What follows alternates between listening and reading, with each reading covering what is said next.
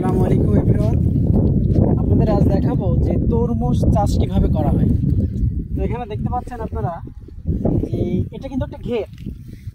এই ঘেরের সাইড দিয়ে কিন্তু এখানে তরমুজ গাছ লাগানো হয়েছে।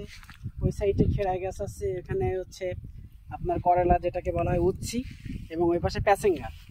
একটা ঘেরটাকে কত সুন্দর করে দেখেন চারি সাইড দিয়ে এমনভাবে ঘেরা করে রাখছে যেখানে যদি সে ঘের লসও খায় তো এখান থেকে কিন্তু তার সে টাকাটা উঠে যাবে।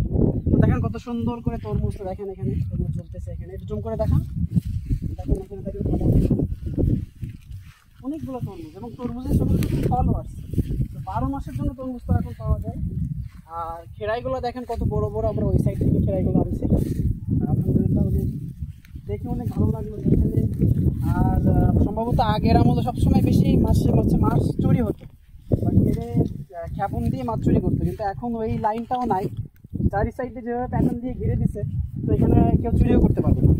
সো এটা একটা আধুনিক কৃষি বলা যায়, যে আসলে কোনো লস হবে না, কত সুন্দর করে এখানে। আর এই পাশে আপনারা দেখেন এখানে কিন্তু সব ঘের আছে। তো মোটামুটি ওই পাশের কিছু ঘেরও কিন্তু এই পদক্ষেপগুলো নেওয়া হয়েছে। তো আলহামদুলিল্লাহ অনেক ভালো লাগছে। আর সবথেকে আমার এই ঘেরটা দেখে অনেক ভালো লাগছে যে এখানে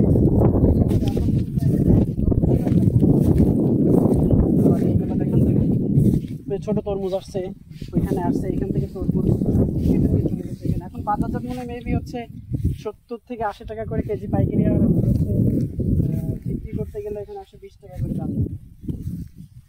ঠিক আছে, এটা দেন।